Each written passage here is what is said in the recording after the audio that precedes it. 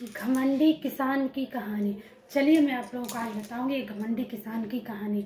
तो कभी भी अपने ऊपर घमंड नहीं करना चाहिए, किसी भी बात को लेकर हमेशा अपने मन में सद्भावना रखनी चाहिए।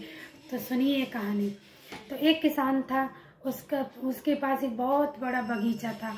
उस बगीचे में बहुत सारे पेड़ थे, फलों के पेड़ थे, जैसे आम हो, अमरूद हो, नींबू, कई चीज़ों फलों के उसके पेड़ थे। तो जब बच्चों को जब छुट्टी होती थी तो बच्चे वहाँ से निकलते थे, बच्चे तो आके उस बगीचे में घुस जाते थे। तो बच्चे खेलते रहते थे वहाँ बगीचे में घुस के, और जब फ्रूट लगते थे तो बच्चे तोड़ तोड़ के उनको खाते भी थे। इसी तरह से उस बाग में बहुत ही रौनक रहती थी। तो किसान को ये पसंद नहीं होता था, किसान को घमंड था कि ये मेरे फल है, ये मेरा बगीचा है, यहाँ कोई नहीं आए। तो किसान उन बच्चों को मार के डांट के भगा देता था। तो बच्चे भाग जाते थे, लेकिन बच्चे सोचते यही रहते थे कि काश हमें इस बगीचे में खेलने का मौका मिले। तो फिर बच्चे रोज जाते, प्रयास करते, पर वो किसान उनको नहीं जाने देता। इस तरह से बच्चे स्कूल जाते, स्कूल से घर आते और उसी दीवार के किनारे किनारे बैठे रहते, इंतजार करते रहते कब ये किसान अंदर जाए और मैं इसके बगीचे में थोड़ा खेल लूँ। ऐसे कुछ समय बीत गया, बच्चों ने जाना बंद कर दिया। बच्चों का फिर मन भी लगने लगा कि कोई नहीं जाने देता है तो फिर हमें क्या करना चाहिए वहाँ जाके। कोई बात नहीं है, बच्चे बाहर ही रहते, अपने खेलते और घर आ जाते। फिर बच्चों ने एक मैदान था, उसमें जाना शुरू कर दिया। मैदान में बच्चे खेलने लगे, कूदने लगे। वहाँ छोटे छोटे पौधे बच्चों ने लगाए और बरसात का मौसम आया, फिर उसमें बारिश हो गई तो पौधे लग गए, पौधे एकदम हरे हरे हो गए। तो फिर बच्चे ने उन्हें बड़ा किया, रोज पानी देते, उनके साथ खेलते, दुलार करते, प्यार करते। ऐसे करके पौधे थे जो वो बड़े हो गए, उनमें फल आना शुरू हो गया। अब उधर जो किसान था उसके जो बगीचे में उसके पेड़ भी काफ़ी पुराने हो चुके थे, उनमें फल नहीं आ रहे थे। धीरे धीरे करके वहाँ शांति रहती, कोई जाता नहीं, किसान किसी को आने नहीं देता।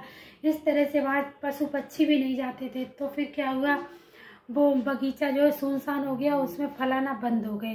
काफ़ी पुराने पेड़ थे तो फल आना बंद हो चुके थे। अब किसान की आमदनी जो थी वो ख़त्म हो गई थी। अब किसान का गुजारा कैसे हो। अब किसान ने चोरी करना शुरू कर दिया। इस तरह किसान जाता, किसी के भी पेड़ पे कुछ फल लगे होते, किसान रात को तोड़ लाता और सुबह ले जाके मंडी में उसे बेच देता। कई सालों तक यही क्रम चलता रहा उसका। थोड़े दिन हो गए और वो बीमार पड़ गया। जब वो बुजुर्ग था, बीमार पड़ गया, उसके साथ कोई भी नहीं था, ना उसके बच्चे थे, उसकी पत्नी पहले गुजर चुकी थी, उसका कोई नहीं था उसको देखने वाला। अब वो बिस्तर पे पड़े पड़े क्या करे, अकेला यही दिन रात सोचता रहता मेरे पास कोई आ जाए, कोई बैठ जाए। पर अब जब उसने घमंड दिखाया तो उसके पास बच्चे थे, बच्चे जाते थे उसके पास, तब उसको बहुत ही बड़ा घमंड था कि मेरे पास पैसा है, मेरा शरीर है। तो वो तब बच्चों को नहीं चाहता था। अब उसके पास कोई नहीं है, अब वो चाहता है कि मेरे पास कोई आके बैठे, चार बात करे। इस तरह से वो एक रात सोचते सोचते यही सो गया। तभी उसको किसी ने दरवाज़ा खटकाया। उसने जाके दरवाज़ा खोला तो एक वही बच्चा था जिस बच्चे को इसने अपने बाग से भगा दिया था। वो रोज़ आकर वहीं बैठता था, पर ये रोज़ भगा देता वहाँ से। आज वो बच्चा आया इतनी रात को, तो उसको आश्चर्य हुआ कि इतनी रात को कौन आ गया हमारे घर पे। तो उसने गेट खोला, उसने पहचान लिया ये तो वही बच्चा है जिसको मैं रोज़ भगा दिया करता था।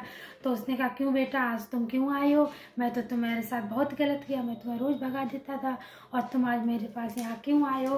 तो वो बेटा बोला, कोई बात नहीं, आप भगा देते थे या कुछ भी सही, लेकिन आप मुझे 2-4 दिन हो गए दिखे नहीं अपने बाग में। तो मैंने सोचा पता नहीं आपकी तबीयत खराब है, क्या है, इसलिए मैं आपके हालचाल लेने आपके घर आ गया।